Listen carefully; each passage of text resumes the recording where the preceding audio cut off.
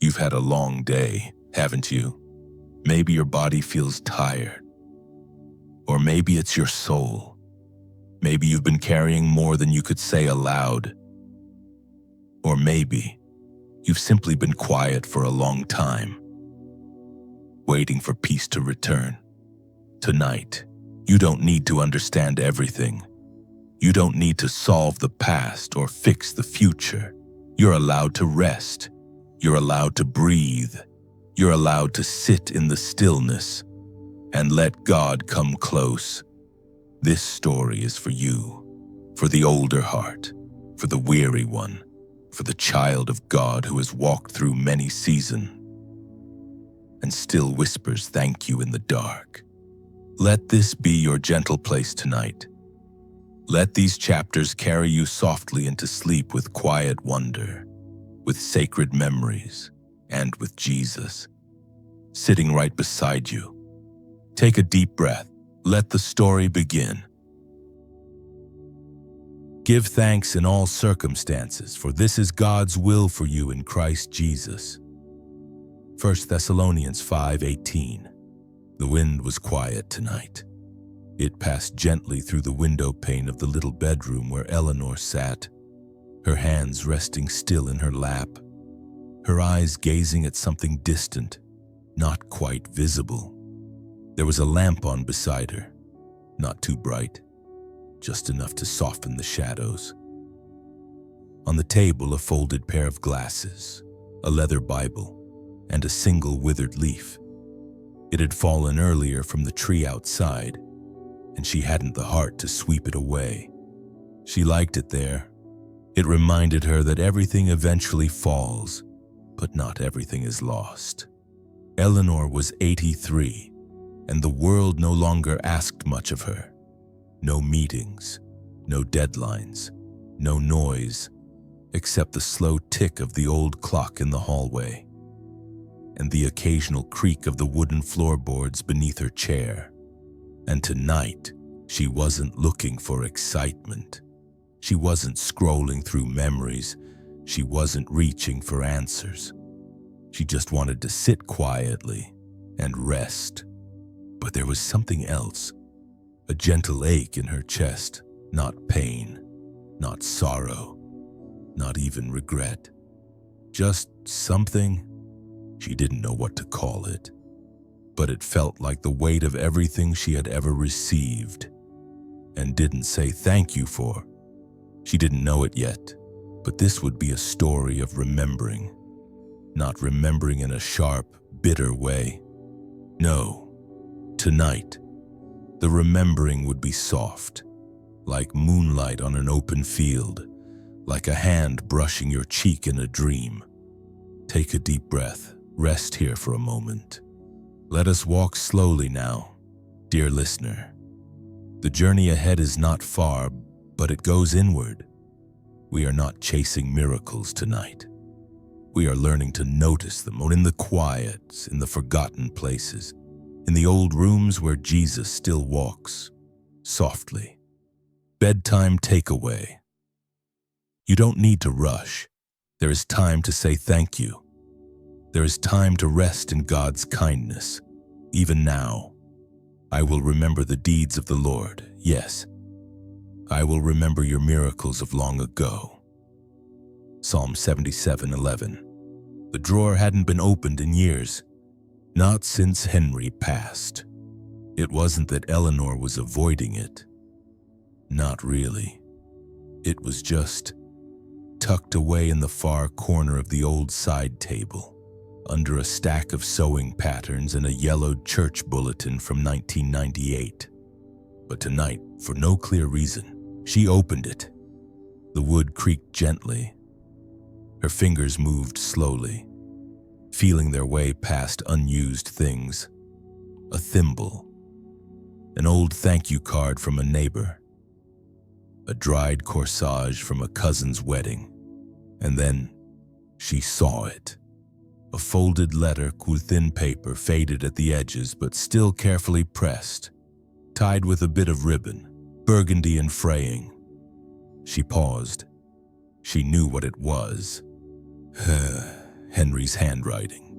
She hadn't read it since the day after the funeral. She remembered holding it then, as if it might anchor her, as if it might bring him back for a few more moments. But it didn't, and so she had tucked it away, not forgotten, just stored. But tonight, something was different. Elinor held it in her lap. She traced the familiar loops of his cursive on the front. "To my dearest Elinor, for a day when you feel alone." She smiled. She wasn't alone, not truly, but she had forgotten how not alone felt. The house had been quiet for years. Her daughter called. The neighbors were kind, but the room still echoed with the sound of someone missing. She untied the ribbon. Her hands trembled just slightly, not from grief, but from tenderness. And she began to read. "My dearest Elinor, if you are reading this, then I have gone ahead.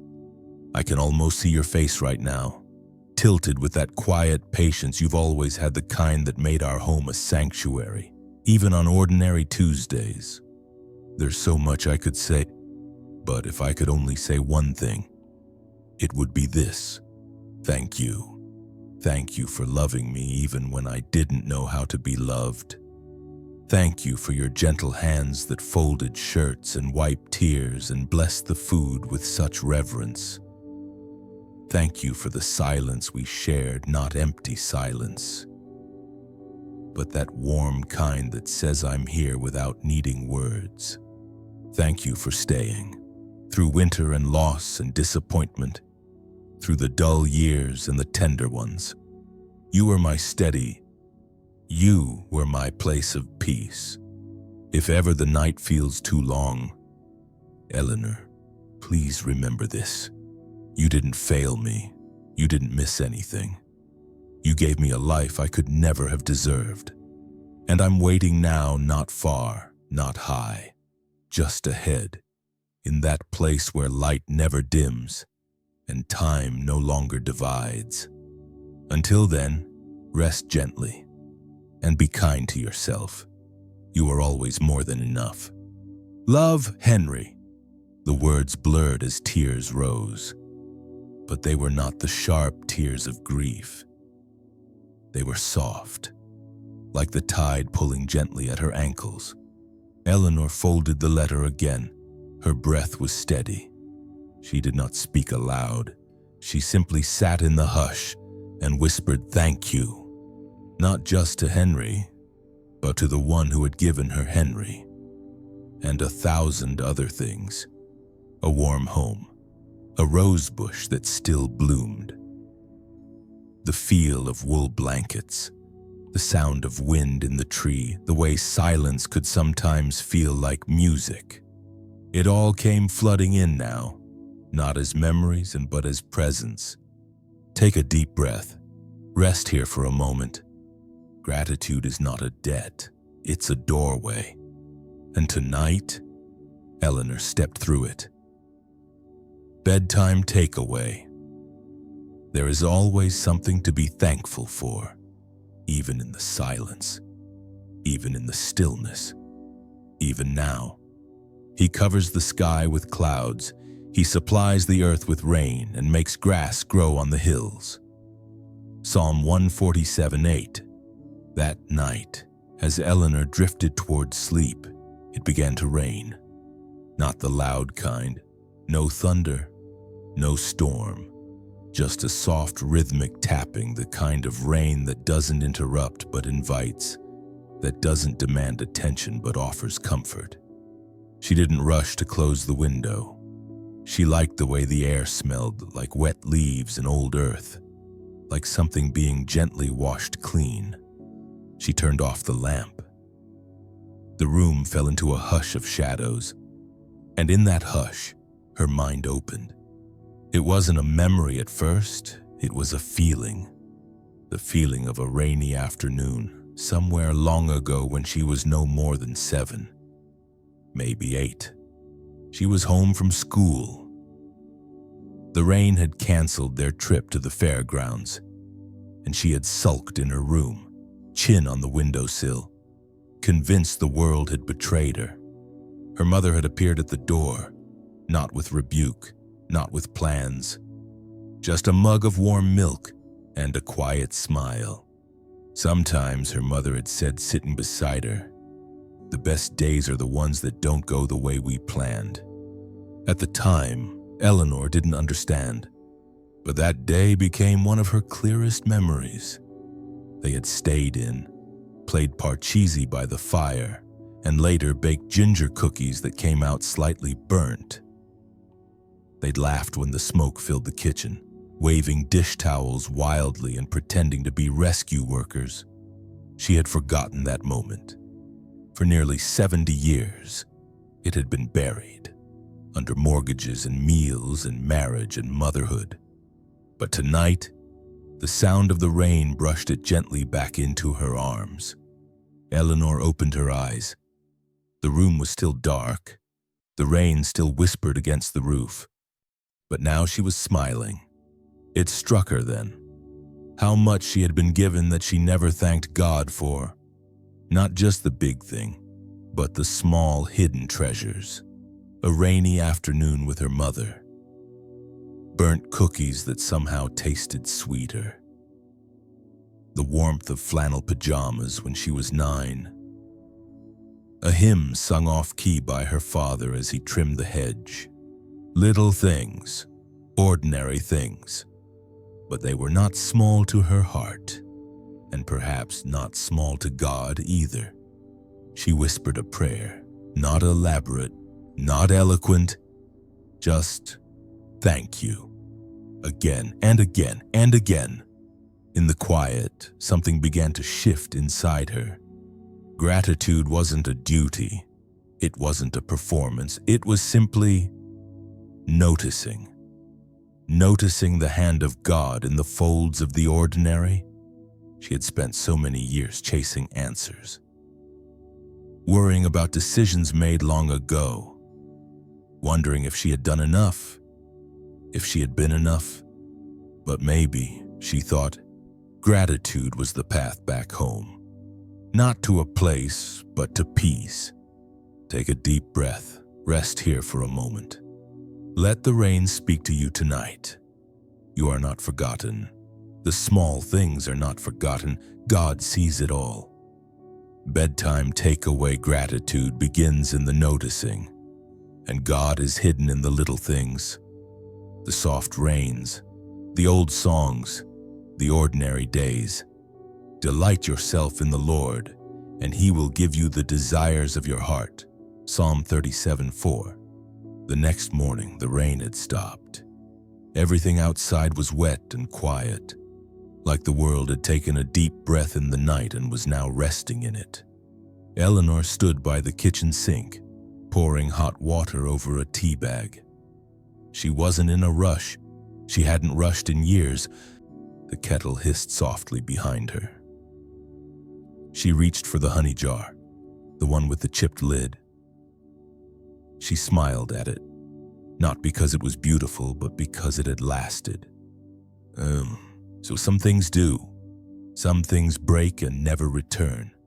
But others, they carry on, even if scarred, even if forgotten for a while. As she stirred her tea, her eyes drifted toward the corner shelf by the window, the one that caught the morning light. That shelf had been Henry's project. He built it out of leftover wood, sanded it smooth, and insisted it needed no paint. "It's honest like that," he'd said. "Let the wood show its life." Elinor hadn't really understood what he meant at the time. But now, every morning, she looked at that shelf, and it somehow looked back. She brought her tea to the window and sat, and there, on the far edge of the shelf, was a little glass jar. She had almost forgotten it was there. It was no taller than her hand. The lid was tight, with a ribbon around the neck that had faded from blue to almost white. Inside, scraps of paper, folded, yellowed, fragile. Elinor leaned closer. They weren't just scraps, and they were prayers. prayers she had written decades ago. She reached for the jar slowly, like lifting a memory that might crumble if touched too quickly. It opened with a soft pop. She pulled out the topmost paper. Her own handwriting stared back shaky, youthful, hopeful. Lord, help me believe that you love me, even when I'm scared, even when I don't feel it. Elinor closed her eyes. She remembered writing that. It was the night before her wedding. She had been afraid, not of Henry, but of the weight of forever. She had slipped this prayer into the jar, as if placing it in God's hands for safekeeping. She unfolded another. Please let the baby be okay. I don't know what to do. That was the night she thought she had lost Sarah. The bleeding, the fear, the way she had cried in the dark hallway while Henry held her hand so tightly it left a mark. Sarah had lived. She had grown up strong. She had her father's eyes and Elinor's stubbornness. But Elinor had forgotten this prayer. She had never taken it out again. She had moved on, as life does. But God hadn't. Each paper, so that each scribbled hope, each fearful whisper, they were all still here, still remembered. She kept reading. Thank you for the firelight. Thank you for Henry's laugh this morning.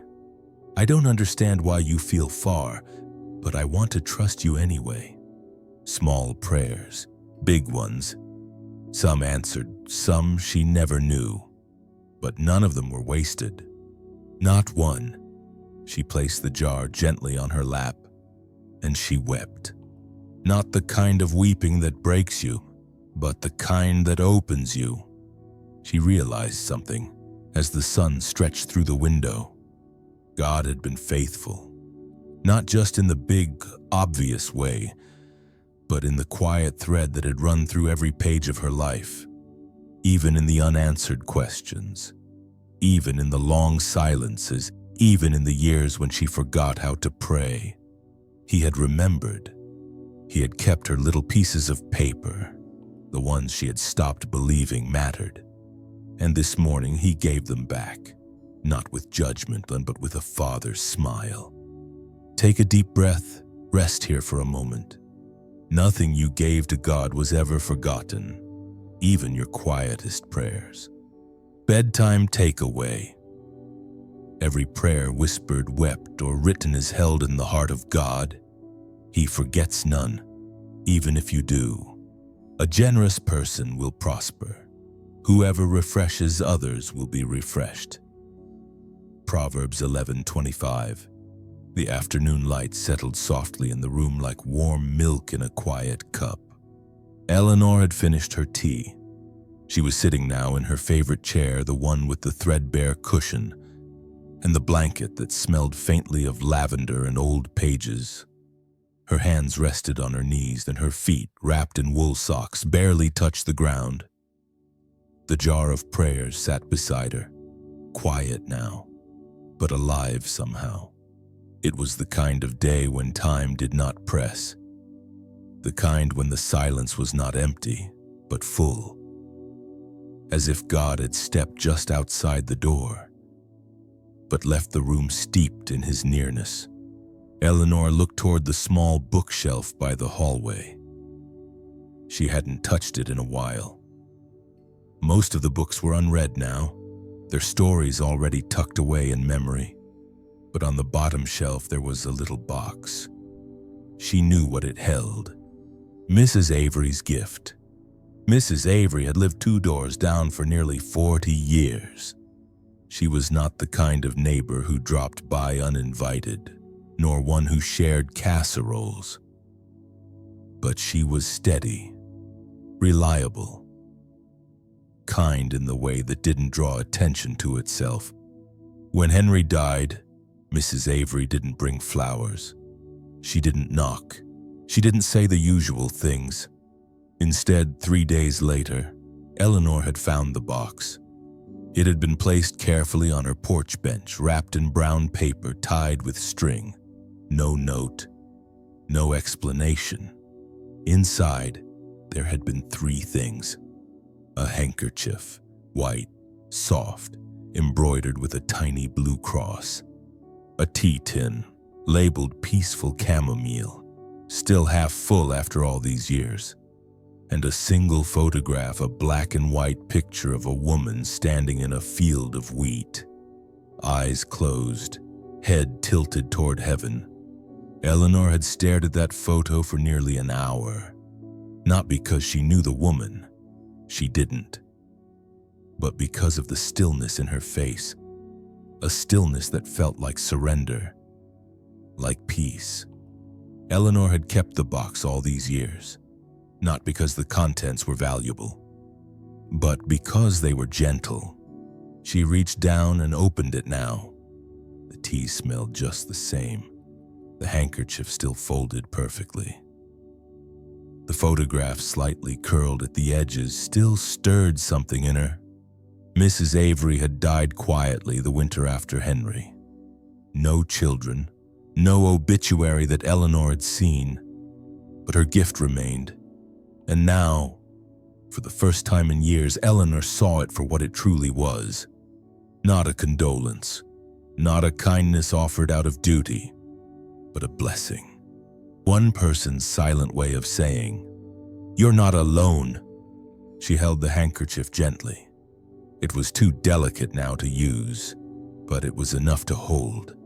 Sometimes that's all we need. Not answers, not solutions, just something to hold. She thought of all the small kindnesses she had forgotten to be thankful for. The neighbor who shoveled her walk that year she was sick. The card from her niece that had come unexpectedly on a gloomy Tuesday. The cashier who had said, "You're always so patient. I love seeing you here." All of them gifts. Unwrapped, unannounced, but divine.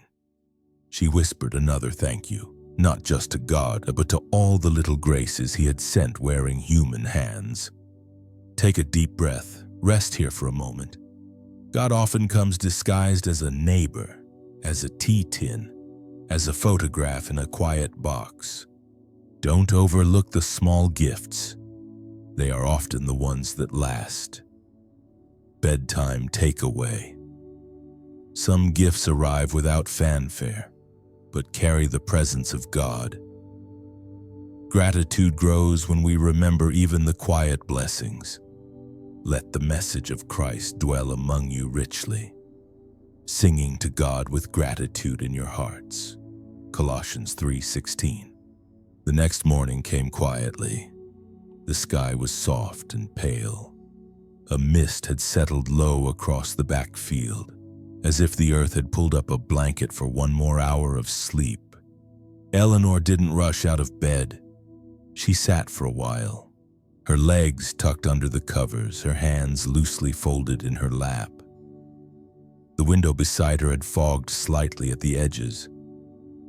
Birds were beginning to stir in the trees, and from somewhere in the distance, a song was playing.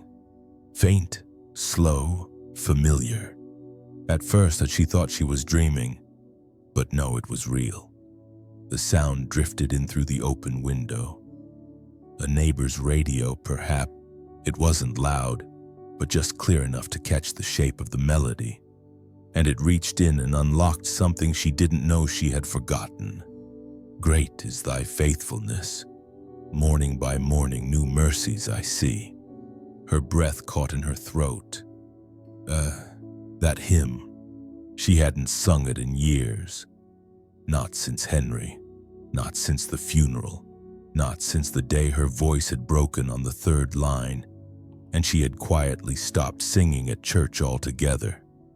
But now it came back. Not all at once, not like a flood.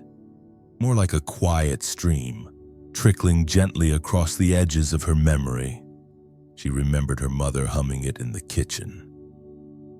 She remembered holding Henry's hand in the pew as the congregation sang it in unison. She remembered the little church bulletin with the words typed in bold, slightly faded ink. She remembered feeling safe in those notes, not because life was easy, but because something in that song reminded her that she was held. Even when she did not understand the holding, Elinor rose slowly, wrapped her shawl around her shoulders, but she moved toward the window, not to look out, but to lean into the music. The words were barely audible now, but they didn't need to be loud.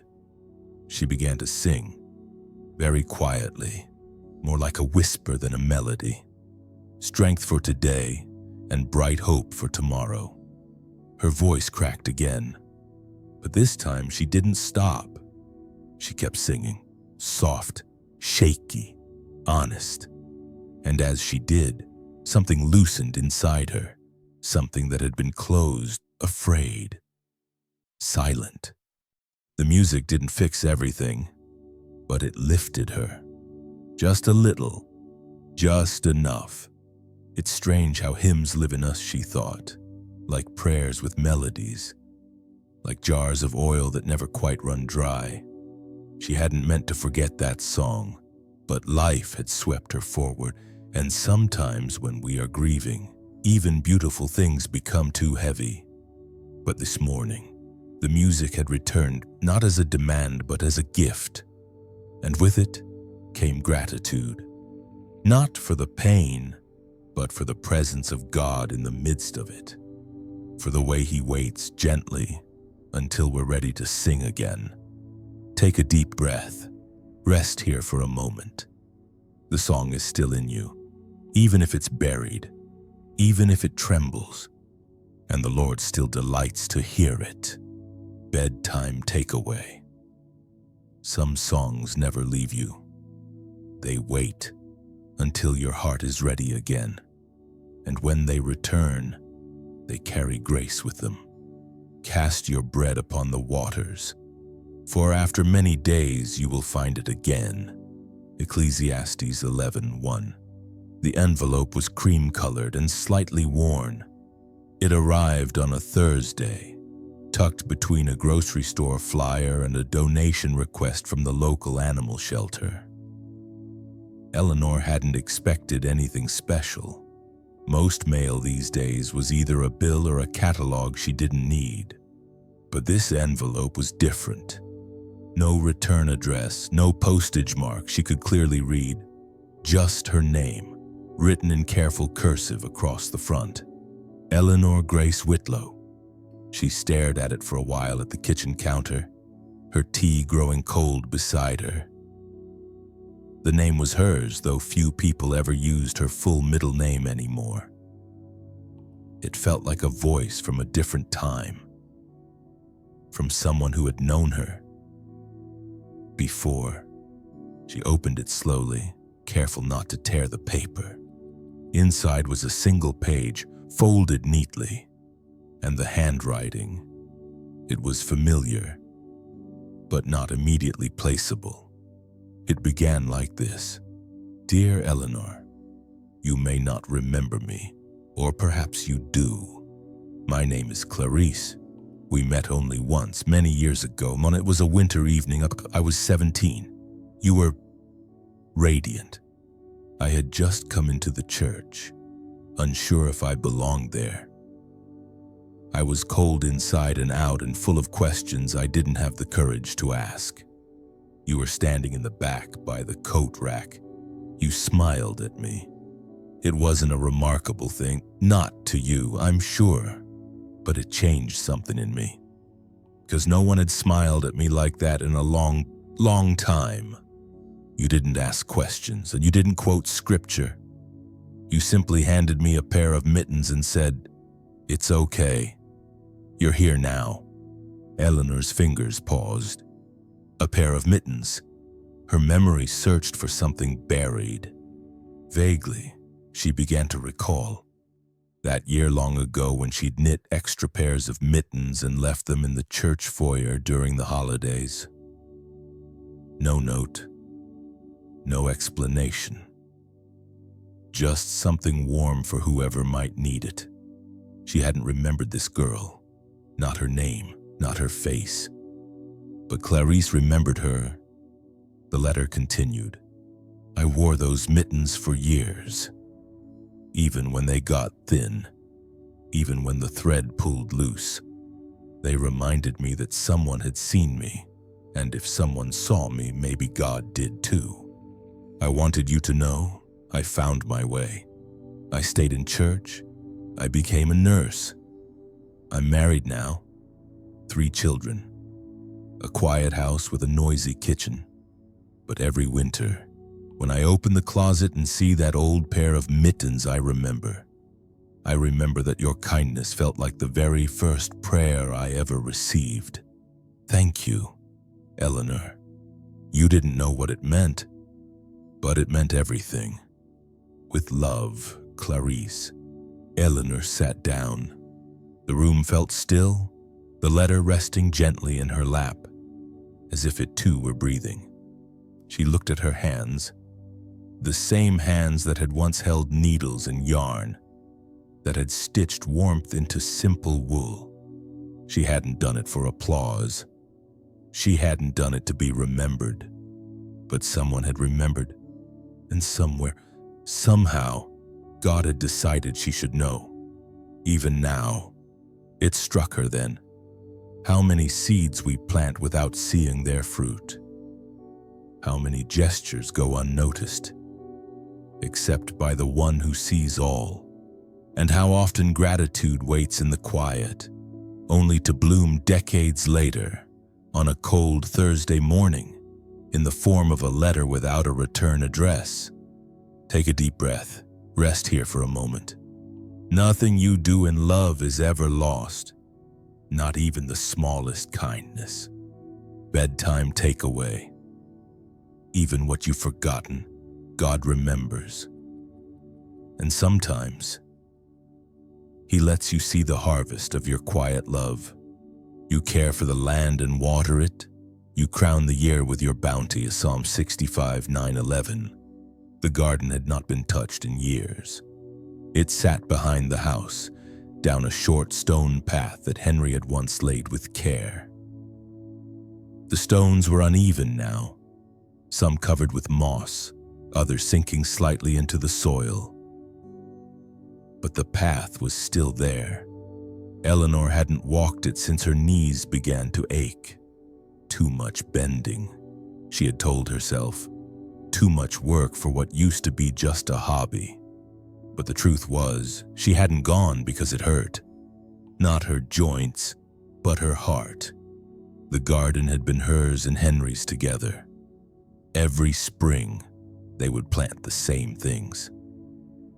Marigolds by the fence, tomatoes in neat rows, lavender in the corner where the sun hit longest. She still remembered the way Henry knelt in the dirt, humming softly, his hands steady, his back strong. And then, one year, he was gone, and the garden fell quiet. But today, something tugged at her.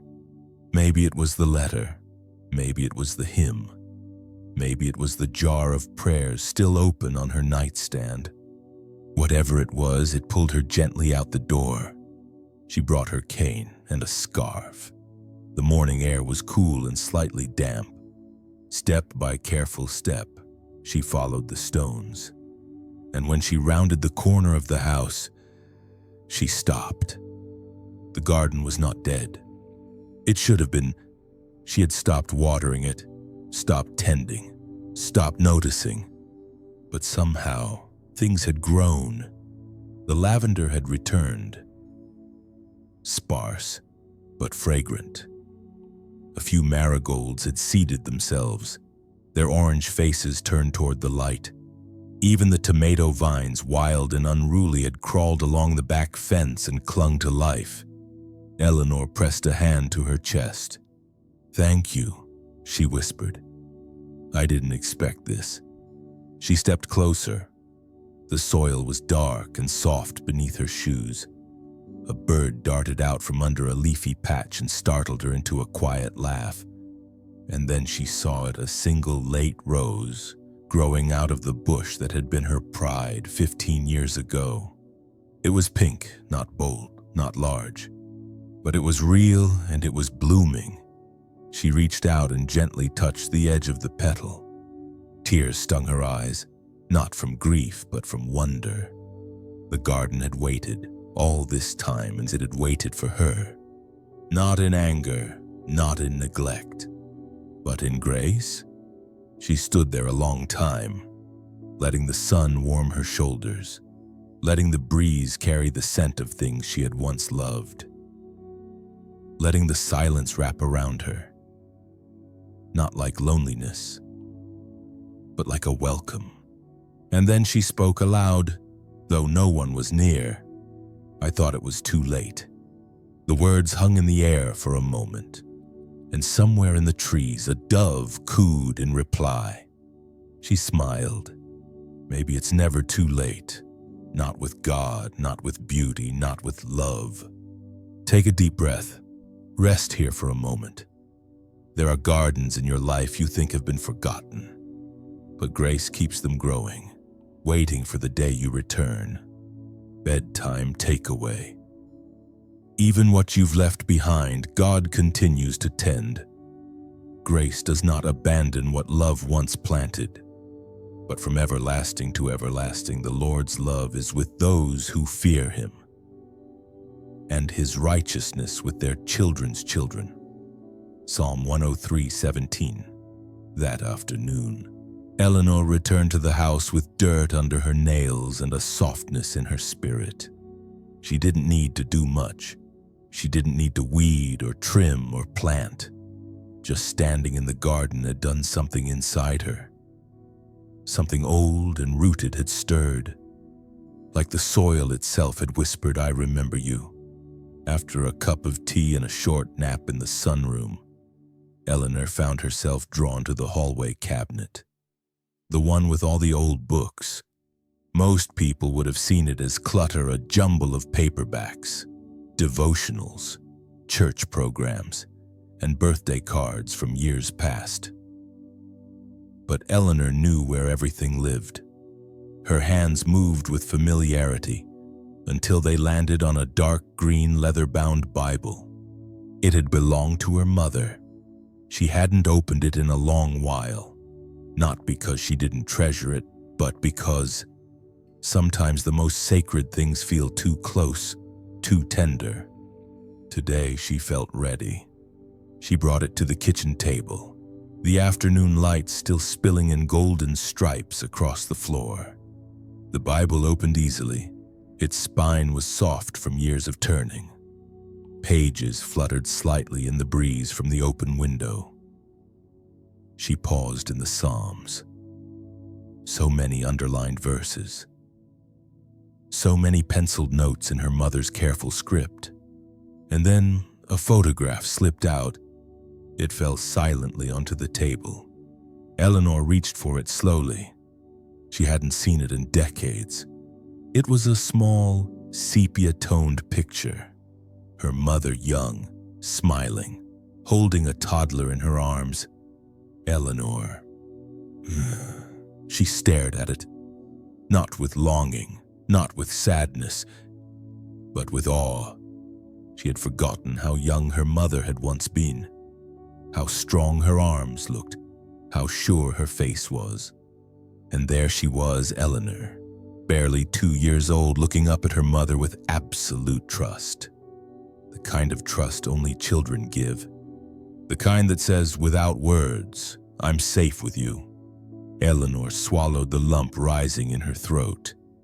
How many times had her mother whispered prayers over that little body? How many nights had she stood at the edge of her crib, asking God to bless her child's life? How many times had she reached for that Bible, the searching for wisdom, for peace, for strength? She had never asked. She had never thought to. But now she saw it all. Not in words, but in the quiet weight of that photograph and the faith that had held them both all those years. She turned the photo over. Something was written on the back in her mother's handwriting. Dedicated to the Lord, June 11th, 1943. Elinor's eyes blurred. She had been dedicated, given to God, held up as a promise. And somehow, through all the decades, all the doubts, all the drifting, that promise had remained. God had never let go. She had wandered. She had forgotten. She had questioned and feared and cried alone. But he had kept her, because someone long ago had placed her in his hands. She folded the photograph gently, tucking it back into the Bible, as item, not to forget it, but to keep it close. And she whispered, as if her mother could hear, "Thank you." Then she added, even softer, "And thank you, Lord, for keeping me." Take a deep breath. Rest here for a moment. Some blessings were spoken over you before you even knew them. And God remembers every one. Bedtime takeaway. Long before you knew how to pray, someone prayed over you, and God has never let that prayer go. The light shines in the darkness, and the darkness has not overcome it. John 1:5. Evening came gently, the kind of evening where the world seemed to exhale, releasing the final sigh of the day. The wind outside had stilled, and the sky turned a soft lavender gray, that in-between color that reminded Elinor of old linen and lilac petals. She moved quietly through the house, drawing curtains closed with slow hands, humming the hymn from earlier under her breath. Great is thy faithfulness. It lingered with her. She had not felt this kind of stillness in a long time, not the empty stillness of being alone, but the sacred stillness of knowing God was near. She turned toward the small shelf by the fireplace. On it sat a short brass candlestick, its edges dulled with age, its base slightly dented. The candle inside was a deep beeswax yellow, half melted and slightly crooked from years of use. Elinor reached for it. It had been there for as long as she could remember. But tonight, she wanted it near. She placed it on the kitchen table, lit it with a wooden match, the flame catching slowly, then rising tall and golden. She sat in silence and just watched it. The candle flickered gently, not wildly, not brightly, but steadily. Its glow spread across the table like a soft embrace. And suddenly a memory stirred quiet, faint but clear. It was a winter night. Henry was gone on a business trip. Sarah was still young, maybe 11, and had come down with a fever. The power had gone out. A snowstorm had rolled through the valley, snapping lines and burying roads. The house had fallen into darkness. Elinor remembered fumbling for candles, her hands trembling only slightly. She had found this very one, the beeswax candle, and lit it on the kitchen table while Sarah slept fitfully on the couch. It had burned all night. Long after Elinor expected it to die out, it kept burning. She had sat by that flame for hours, praying, watching, whispering scriptures aloud. She couldn't remember what she said. She only remembered that it had felt like the only warmth left in the world. But it was enough. Sarah recovered. The lights came back, and life resumed its rhythm. But the memory of that night, the way the candle held back the dark, stayed with her. And now, as the same candle burned years later, Elinor felt a lump form in her throat. She had forgotten the way God had been there. Not in grand miracles, but in steady flames, in quiet strength, in enough light to make it through the night. So much of her life had been like that, not triumphant, not dramatic, just faithful. God had always been faithful. She had worried too much, feared too long, looked for proof when what she really needed was memory. And tonight, the candle reminded her, Not everything has to shine brightly to be holy. Some things glow quietly, and that is enough. Take a deep breath. Rest here for a moment.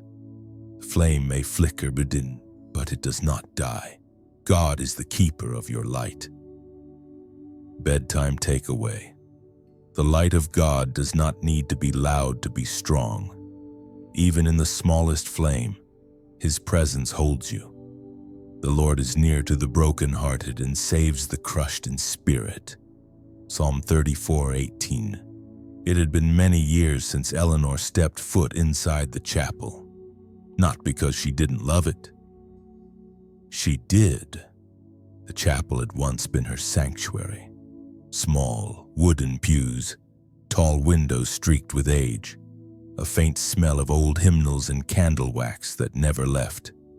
But after Henry died, something inside her had shifted. She still believed, still prayed, still loved the Lord.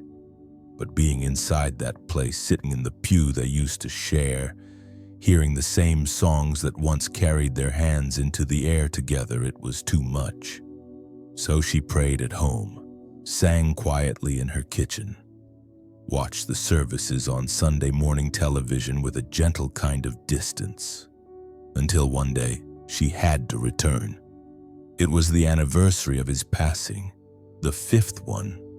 She hadn't planned anything, didn't want to make it formal.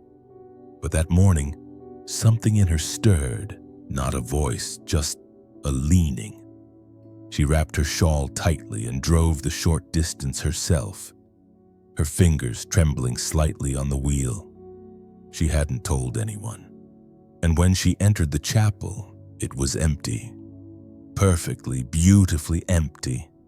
The light through the stained glass was soft. The reds and golds and blues shimmered on the walls like reflections of heaven. She walked slowly down the aisle. Each creak of the floorboard sounded familiar. She stopped at the 3rd pew on the right. Their pew. Her fingers traced the edge of the seat. She did not sit there. Instead, she walked past the altar, around the far corner to a tiny alcove, a place most people didn't notice. It held only one chair, a small table, and a plain wooden cross on the wall. She used to come here often, especially on the harder days, before the phone calls, before the diagnosis, before goodbye became a word she understood. She would sit in that quiet corner and weep, not because she lacked faith, but because she trusted God enough to cry in front of Him. And now, years later, she sat again, older, slower, but still His. She didn't say much, didn't need to. She closed her eyes, folded her hands, and breathed. "I missed this," she whispered. Not to the air, but to the one she knew was already listening. The silence in the chapel felt full, like someone was leaning in. No grand visions, no thunder in her heart, just peace, the kind that doesn't need a reason. She let it settle over her shoulders like a warm blanket. Let it fill the empty spaces in her chest. Let it remind her again that God does not leave, even when we stay away, even when the pew is empty, even when the songs grow quiet in our mouths. He remains. Take a deep breath. Rest here for a moment. The chapel isn't far. It may be dust-covered. It may be silent. But God still waits there, not in judgment, but in welcome. Bedtime takeaway. God never leaves the quiet places. When you return, He is already there, waiting. In peace I will lie down and sleep, for you alone. Lord, make me dwell in safety. Psalm 4:8. That night, Elinor fell asleep more easily than usual. She didn't reach for her usual book, didn't double-check the locks. She simply tucked herself beneath the soft quilt her mother had sewn decades ago and whispered the only prayer she had strength to offer. Thank you for today. The room was quiet, the air still, and as the candle on her nightstand flickered one last time before going out, the dream began. In it, she was a girl again, 10, maybe 11. She was standing in the small kitchen of her childhood home, barefoot, hair damp from rain. There was a storm outside. The window pane rattled softly. Lightning blinked somewhere far off, but inside the kitchen, all was calm. Her mother was there, humming softly as she dried dishes. Her father sat at the table, thumbing through the evening paper. And she, little Elinor, was holding something in her hands, a small tin box. It was red, with peeling paint and a silver latch. She opened it slowly, as if revealing something sacred. Inside, folded slips of paper. More notes. Only this time, not prayers, not yet. These were promises. She could read her own childish handwriting, each letter large and uncertain. I will be kind. I will believe Jesus loves me even when I'm scared.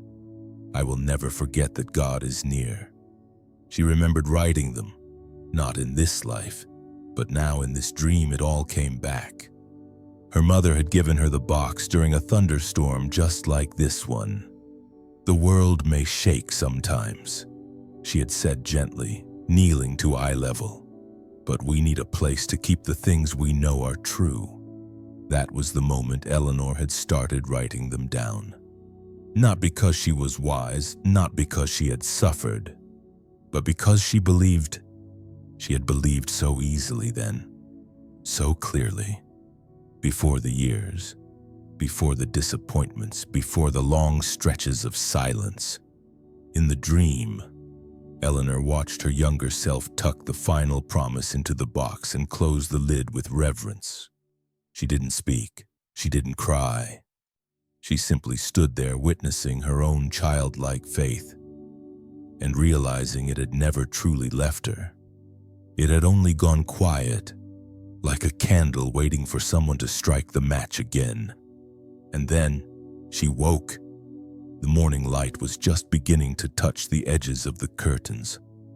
Birdsong, faint and low, stirred in the trees outside. Her hand was resting on her chest, her pillow still damp with tears. But she was smiling, because the memory wasn't just a dream. She remembered it now. The box had been real. She had it still somewhere in the attic, she was sure. And more importantly, the promises were real too. And maybe, just maybe, when it was time to start reading them again. Take a deep breath. Rest here for a moment. Sometimes God doesn't speak through thunder, but through dreams. Not to confuse you, but to help you remember what you once knew was true. Bedtime takeaway. What you believed in innocence, God honors in grace. Childlike faith is never wasted. It only sleeps until it's time to awaken again. He restores my soul. He leads me in paths of righteousness for his name's sake. Psalm 23:3. The phone rang just after lunch.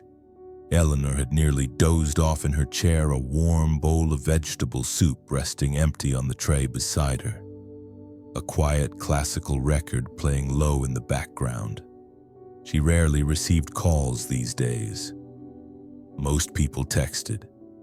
And those who didn't, well, they had either gone on ahead or grown too tired to talk much. So when the phone rang, clear and sudden in the silence, she blinked herself awake, unsure whether it was real. She reached for it gently. Hello, her voice still carried the sleep. A pause on the other end, and then a voice trembling, careful like someone stepping barefoot across a long forgotten floor. Elinor, is that really you? At first, she said nothing. She knew the voice. She hadn't heard it in over 30 years. But the memory of it stirred instantly, like a scent that wakes something dormant. Is this Ruth, she asked quietly. Another pause, then a breath, and then yes, it's me. Elinor closed her eyes. Her hand gripped the edge of the armrest. Ruth, her dearest friend once, the kind you called first when you had news, the kind you held hands with during funerals, the kind you promised without saying would always be there. Until they weren't, they had parted over something small, a misunderstanding, a moment of pride, words that hadn't been meant, and silence that had lasted too long. Years had passed. Life had continued. Both had moved on or thought they had. But now here was Ruth calling. Voice soft, heart open. I don't know what made me call, Ruth said, her voice quivering. I found your number in an old church bulletin. I wasn't even sure it still worked. Elinor said nothing for a while, not out of anger, but because the ache of time needed a moment to stretch its limbs. Then simply she said, I'm glad you did. The next few minutes were quiet, awkward at first, then gentler. Ruth asked about Sarah. Elinor asked about Ruth's knees. They both laughed too loud, too suddenly, and then fell into a long silence. Not heavy, not strained, just full, like two hearts remembering how to speak to each other after being buried in years. I've thought about you so many times, Ruth whispered. I just didn't know how to come back. Elinor blinked back tears. I know, she replied softly. I didn't either. And just like that, they did. Not because they resolved everything, not because they explained all the gaps and grief, but because grace doesn't need explanations. It only needs an opening. They talked for almost an hour, about their gardens, about hymns they still remembered, about the way God had stayed near even in their silence. And when Ruth said goodbye, her voice was lighter. Let's not wait another 30 years, she said. Elinor smiled. No, she whispered. Let's not. She hung up and sat for a while. The house felt different, warmer, brighter. She realized then some things aren't lost forever. Some threads only stretch, but never break. And when they are picked up again, they still carry the beauty of the beginning. Take a deep breath. Rest here for a moment. The people you miss, God has not forgotten them. Sometime He brings them back gently at just the right time. Bedtime takeaway. It's never too late for grace. Even the longest silences can become bridges when love is allowed to speak again. Taste and see that the Lord is good. Blessed is the one who takes refuge in Him. Psalm 34:8. The sky that afternoon was pale and quiet. Sunlight filtered through the lace curtains, casting gentle patterns across the kitchen floor. It was a soft day, the kind that asked nothing, promised little, and gave exactly what was needed: stillness. Elinor moved through the kitchen with unhurried steps. She wasn't hungry, not in the way of meals, but something in her longed for warmth, for comfort, for the kind of memory that came wrapped in cinnamon and clove.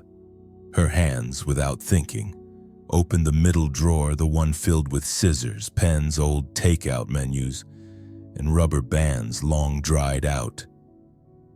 She reached toward the back, and there, folded between two church programs and a wrinkled envelope, she found it.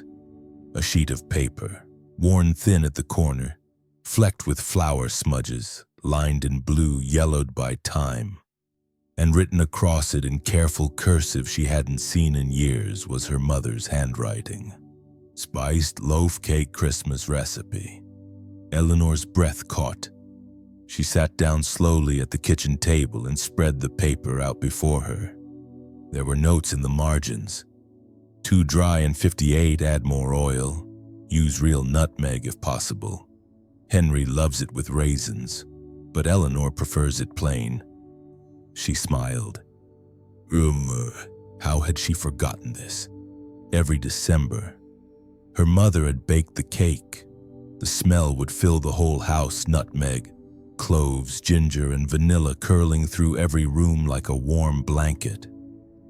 And when the snow came, she would wrap slices in wax paper, tie them with red thread, and give them to neighbors, always saying, "It's just a little sweetness to remind them God is near." Elinor traced the words with her fingers. She hadn't made this cake in over 20 years. Life had taken over. Holidays had grown quiet, and memories, even the sweet ones, had begun to fade into the background of surviving. But today she wanted to remember Sadr not just in thought, but in scent, in taste, in the sacred act of mixing, folding, baking. She gathered the ingredients slowly, humming as she moved. She found the clove tucked behind a tin of pepper. The nutmeg came from a jar nearly full. The raisins, though she still preferred it plain, made her smile, so she added a handful anyway. As the oven warmed, so did her spirit. The kitchen began to smell like childhood, like snowfall outside window, like candlelight at the dinner table, like home. She stood at the counter, watching the batter swirl under the spoon, her heart quietly full. There was something holy about it all, the way memory folded into flour, the way forgiveness could rise with baking soda, the way love could still be tasted, long after the hands that first wrote the recipe had gone. When the cake came out, golden and cracked just right on top, she let it cool while she sat in the quiet. She didn't cry, not this time. She just said softly, "Thank you, Lord, for letting me remember." She cut a slice and brought it to the window. Outside, the sky was turning peach. She ate slowly, letting each bite carry her somewhere safe, somewhere warm, somewhere full of the kind of gratitude that doesn't need a reason, just a kitchen, a faded recipe, and the love of a mother who never really left. Take a deep breath. Rest here for a moment. God speaks through more than words. He speaks through ovens and cinnamon and the hands that once fed you in love. Bedtime. Takeaway memories carried in food are God's way of feeding your heart. Even forgotten recipes can become sacred altars of gratitude. Be still and know that I am God. Psalm 46:10. The lake hadn't changed much. Still round and quiet, cradled by the trees. Still the same wooden dock reaching out over the shallow edge like a question whispered to the water. Still the same bench beneath the tall maple tree, worn smooth by time and weather. Elinor stood at the edge of the trail, cane in hand, heart a little uncertain. It had taken her nearly 40 minutes to walk the path from the small parking area, longer than it used to, but she didn't mind. She had brought a thermos of tea and the photograph from her mother's Bible and the little handkerchief from Mrs. Avery's box. Not because she needed them, but because they were part of the story now. She sat down slowly on the bench. The wood was cool beneath her, the wind soft with the faintest scent of pine and something else, maybe the lake itself. Across the water, a duck glided in lazy circle. Far off, someone laughed, a child, perhaps playing near the old boathouse. Elinor didn't look around. She just stared at the stillness before her and let it hold her. She and Henry used to come here often, especially on Sundays, after church and before supper. Sometimes they talked, sometimes they didn't. He would skip stones, she would read. They would sit, close but not always touching, their silence full of companionship. She hadn't returned since his passing, not because she couldn't, but because she wasn't sure what it would feel like to sit there alone. But now, as the breeze lifted a strand of her silver hair and the water shone with the late sun's glow, she realized she wasn't alone. Not truly. Grief changes over time. It softens, it stops shouting, but it never quite disappears. And yet, Elinor felt something deeper than grief today. She felt gratitude, not for the loss, but for the love, not for the pain, but for the years they were given. She had once feared that gratitude would mean letting go, as if saying thank you meant it didn't still ache. But now she understood. Gratitude is not the opposite of sorrow. It is what gives sorrow its dignity, its shape, its quiet beauty. She reached into her coat pocket and pulled out a folded slip of paper, one of her old prayers from the jar. She had chosen it that morning without looking. Now, on the bench, she unfolded it. Her own handwriting from decades ago stared back at her. Lord, help me not to be afraid of being still. She breathed deeply. The lake said nothing in reply, but somehow she knew the answer had already come. She was here, still, present, grateful. Elinor sipped her tea. The warmth spread through her slowly, like a memory. She let her eyes close for a moment, and in the quiet, she imagined Henry beside her.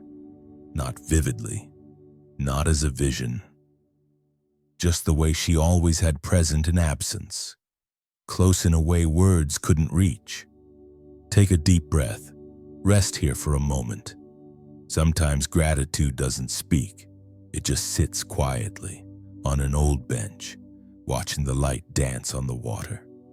Bedtime takeaway: gratitude doesn't rush, it waits. And in the stillness, it teaches us to cherish what was without fear, without hurry. Only love. You have searched me, Lord, and you know me. Psalm 139:1. The house was quiet again. Late evening shadows moved slowly across the wooden floor. The teacup sat empty beside her Bible, and the candle flickered once more. Steady, faithful, like the beat of a small, strong heart.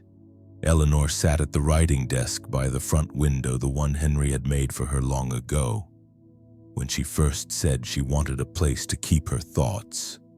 It was small and simple, oak, slightly faded, but to Elinor, it was an altar, not the kind with stone or gold or incense, but the kind where truth could be laid bare.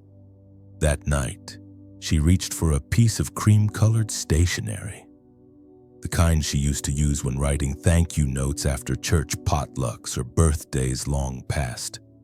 Her pen moved slowly, not from hesitation, but from reverence, and she began to write. Dear Lord, I'm not sure why I'm writing this. I suppose you already know what's inside me.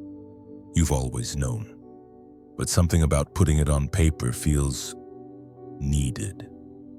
Like opening a window after a long winter. I don't think I ever said it out loud, not really. Not the way you deserve. But thank you. Not just for the obvious things, not just for Henry and Sarah and the years you gave us, but for the hidden things, for the quiet gifts, for the prayers I forgot I prayed, but you remembered. Thank you for the way you never rushed me, for letting me take the long way back, for sitting with me in the still places, for speaking when I needed it, and staying silent when I needed to listen. I used to think gratitude had to feel big, that it had to come with trumpets or tears or trembling hands. But now I see. It can be quiet, soft, even unnoticed by the world. It can be a whisper in the dark. It can be a walk to the garden. It can be the sound of a hymn I almost forgot how to sing. And somehow, even in my forgetting, you were always near. I've wasted time. I've let bitterness sit too long at the table. I've turned away from joy, afraid it might ask too much of me. But you never turned away from me. You waited, patient, kind, steady as sunrise. So this is my letter, not because you need it, but because I do. Because I want to mark this moment, to write it down. Like the women of old who built altars from stones. Only now, the stones are words. Thank you, Lord, for loving me into stillness, for teaching me how to see again, for reminding me that everything is grace. Always your daughter, Elinor. She placed the pen down, folded the letter, did not seal it. There was no envelope, no mailing address, but somehow she knew. It had reached where it needed to go. She sat in the hush of evening for a long while. Silence was not empty, it was full. Full of things unsaid, but understood, full of presence, full of peace. And in that moment, Elinor knew something deep and unmoving. Gratitude is not just a response. It's a way of being. A way of walking through the world with open hands, even when they tremble. Take a deep breath. Rest here for a moment. Even the letter you never send can become a prayer in the heart of God. Bedtime takeaway. God sees the words you can't say, the gratitude you carry in silence. He receives as worship. See, I am doing a new thing. Now it springs up. Do you not perceive it? Isaiah 43:19. It was nothing dramatic, no sudden flash of light, no booming voice from the sky, just the wind. It came one morning soft and new, brushing gently through the trees outside Elinor's window like someone whispering, "It's time." She noticed it as she sat sipping tea by the windowsill. The same tea, the same chair, the same Bible nearby. But something was different. The wind had shifted. Not in direction alone, but in spirit. It was the kind of wind that comes after a long silence. The kind that carries the smell of earth waking up, of doors cracking open, of something inside beginning again. Elinor wrapped her shawl more tightly around her shoulders. She watched as the branches swayed in rhythm, not frantically, but gently, as if even the trees were breathing slower. Deeper. She couldn't explain it, but she felt it, somewhere beneath her ribs, somewhere in the quiet places where fear used to live. Something had changed.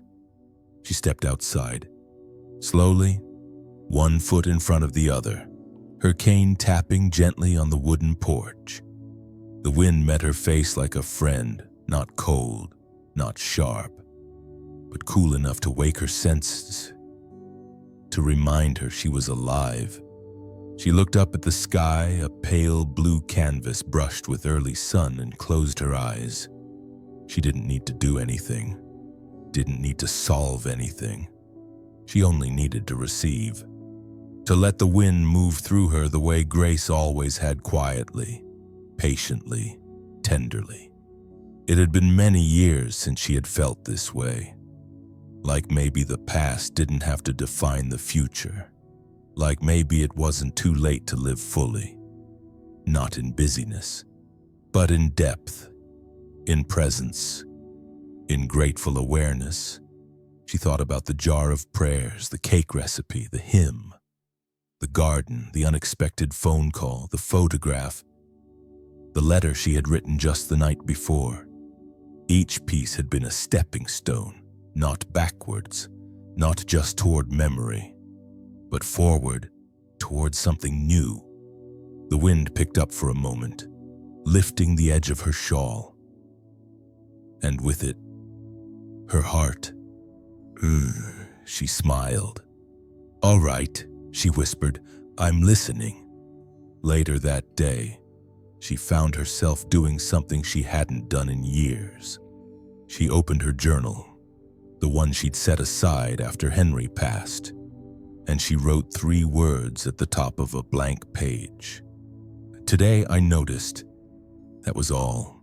No pressure, no expectation. Just an invitation. To see, to name, to notice what grace looked like on an ordinary Tuesday. She wrote, "Today I noticed the wind, and I was not afraid. Take a deep breath. Rest here for a moment. God's Spirit moves like the wind. You may not always see it, but you will feel when something begins again." Bedtime takeaway: gratitude grows when we learn to notice again.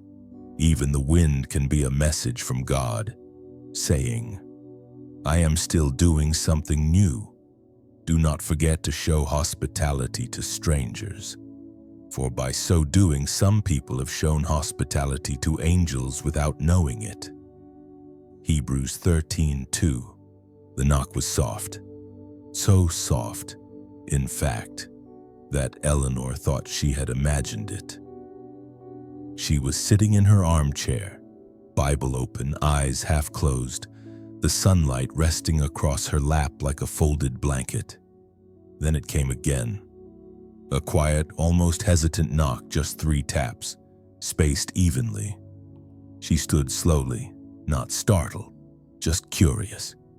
Not many people knock these days. Most called ahead or didn't come at all. She walked to the door, her cane tapping lightly along the wooden floor.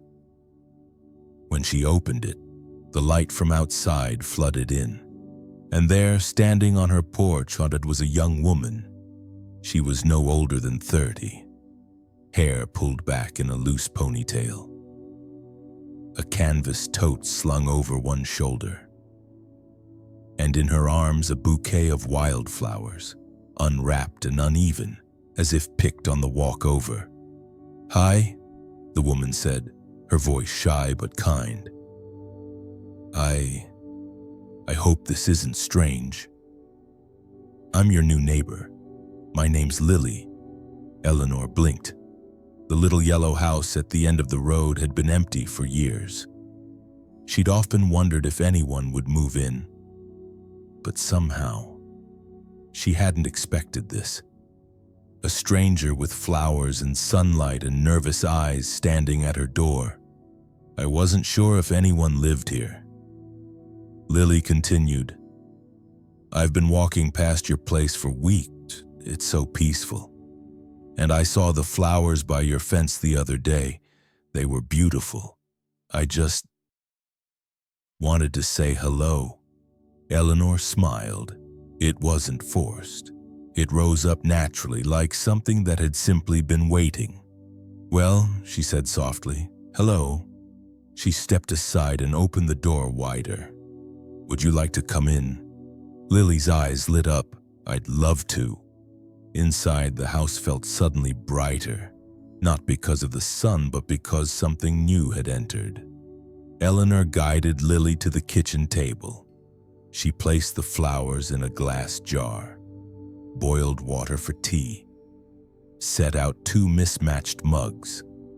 They talked about the house Lily had just moved into, about her job at the library, about her mother's passing 3 years ago, about how quiet it had felt ever since. And slowly, gently, Elinor shared too, about Henry, about Sarah, about hymns and gardens and old letters. They didn't cry. They didn't need to. There was something healing about the simplicity. 2 women, one near the beginning, one nearing the end, finding common ground in gratitude. "I didn't know who would be living next door," Elinor said, stirring her tea, "but I'm glad it's you." Lily smiled. "I was nervous about coming today. I thought maybe it was too much, but something in me just felt like I should." Elinor looked at her, eyes kind. Maybe it wasn't something in you, she said. Maybe it was someone. As Lily stood to leave and she paused at the door. These flowers, she said, they're not really much, but I wanted them to feel like a thank you. Elinor nodded. They do, she whispered. They feel like a miracle. After Lily left, Elinor returned to her chair. The flowers sat on the table, catching light. The mug still warm. The silence. Alive. She thought of the verse in Hebrews, about stranger, about angels, about God's quiet way of entering our lives through the unexpected.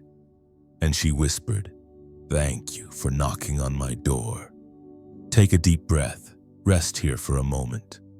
Gratitude often walks into our lives unannounced, not with loud voices, but with gentle hands and wildflowers. Bedtime takeaway. God still sends visitors, not just to change your day, but to open your heart again to the beauty of connection.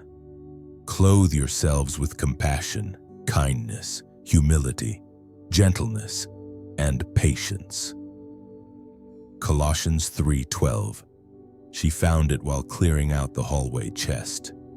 It was a cloudy afternoon, and the rain had begun to tap lightly against the window panes. Elinor had decided for no reason in particular to sort through the old linen chest beneath the mirror. She had meant only to tidy, to straighten the towel, to refold the spare sheets, maybe pull out a few things for the church donation drive. But when her hands brushed against something soft and thick near the bottom of the pile, she paused and pulled out the blanket. It was heavier than she remembered. A deep blue wool, stitched at the edges with a thread that had once been gold. The corners were slightly frayed now, but the center, warm, intact, still held the shape of memory. She sat down slowly on the edge of the hallway bench, blanket in her lap. It had been Henry's, not in the official sense. He hadn't asked for it, but he had used it nearly every evening of their last winter together. She remembered the way he'd pull it over his lap without a word. Sitting in his chair by the fire, a book open and unread, his gaze far but peaceful. After he passed, she had folded the blanket carefully and tucked it away. And for a while, she forgot it was even there. A few months ago, she had almost given it away. The church had been gathering items for the shelter. Blankets were needed. She'd picked it up, placed it in the donate pile, but something had stopped her, a feeling, a hush. So she left it in the chest instead. And today, holding it again, she understood why. This wasn't just a blanket. It was love, worn into fabric. It was evenings by the fire. It was comfort in the days when words ran dry. It was the scent of lavender detergent and old books. It was a memory stitched into wool. And somehow it was still offering warmth. Elinor wrapped it around her shoulders. She wasn't cold, but the weight of it settled something in her. It reminded her of how many things she had tried to give away too soon. Not just blankets, but moments, memories, pieces of her story. She had tried, at times, to move on too quickly, to tidy her grief, to package her past in neat boxes. But there were some things meant to be kept, not clung to, but honored. She sat for a long while, the rain falling soft and steady outside. Wrapped in the blanket, she whispered, "Thank you, Lord, for what still holds me." And she realized something. Gratitude isn't always light.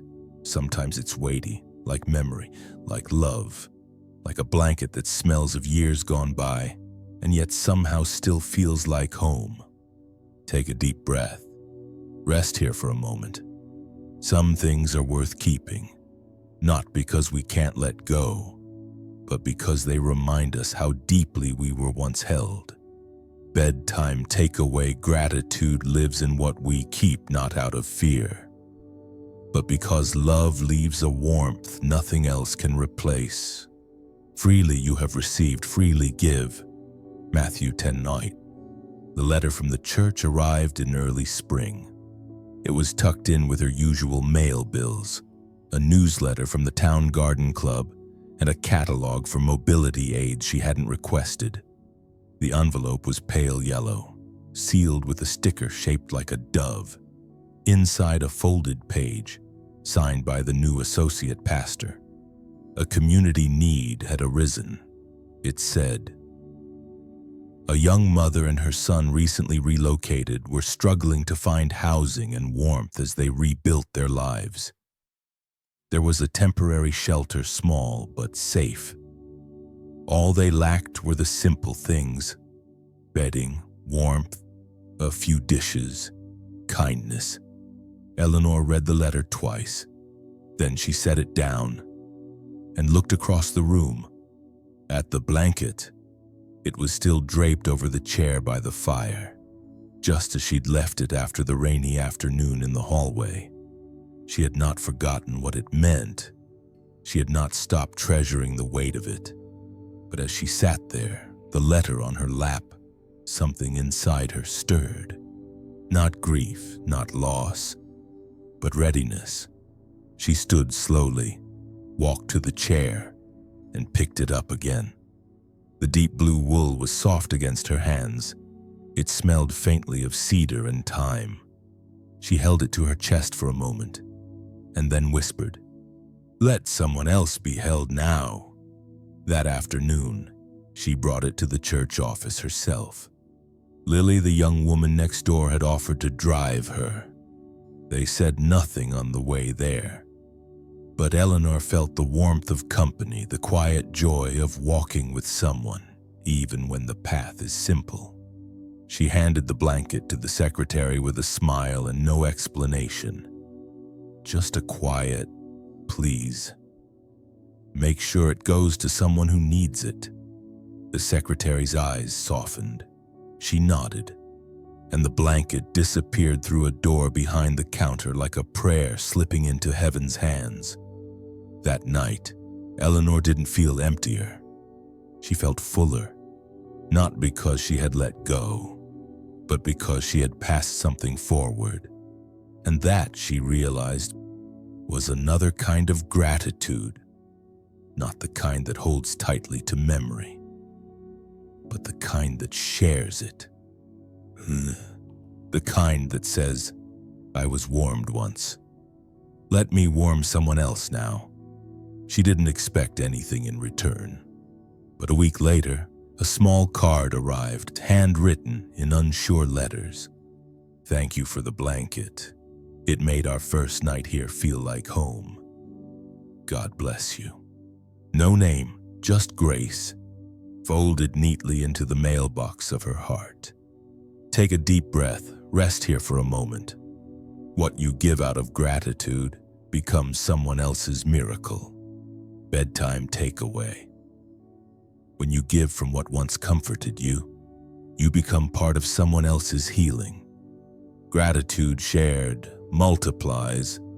Surely your goodness and love will follow me all the days of my life, and I will dwell in the house of the Lord forever. Psalm 23:6. The evening was soft.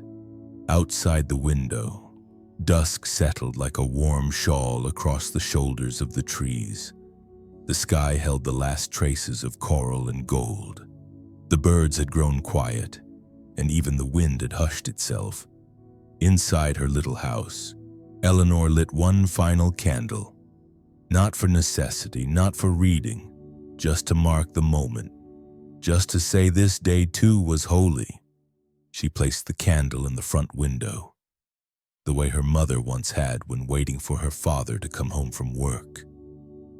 Back in the long-ago days when children were taught that every light meant welcome, Elinor wasn't expecting anyone, but the light was not for them.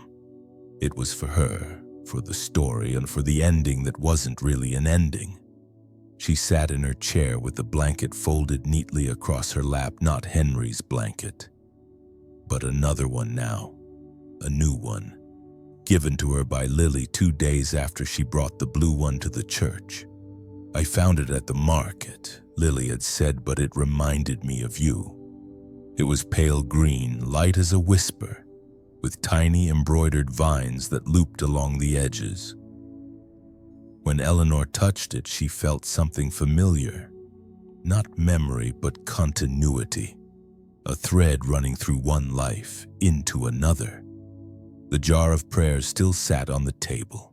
So did her Bible, and beside it, the letter she had written to God, still unsealed, still enough. She didn't need anything else. She had learned through slow seasons and long silences that gratitude was never something to arrive at, but something to return to, again and again and again. In the ache, in the wonder, in the presence of a candle flickering against glass. Outside, a light rain began to fall, not urgent, not cold, just enough to make the earth sigh with thanks. Elinor leaned her head back, closed her eyes, and breathed. She thought of Henry, of Sarah, of her mother and father, of Mrs. Avery, of Ruth, of Lily, of the boy who now slept beneath the blue blanket that once held her memories. And then she thought of Jesus, not far away, not abstract, but near, sitting beside her maybe, or watching through the window, or holding the wick of that candle in his gentle hand, making sure it did not go out. "I'm ready," she whispered. Not for departure, not for the final page, but for whatever comes when the heart is fully open. Not grasping, not fearing, just grateful. And in that quiet, she rested. Take a deep breath, rest here for a moment. Gratitude has carried you this far, and it will not leave you now, even as the candle dims, even as the window fills with night. Love remains, and the light still shines. Bedtime takeaway. You do not walk alone. You are being carried by grace, by memory, by the God who lit the first light in your soul and who will keep it burning forever.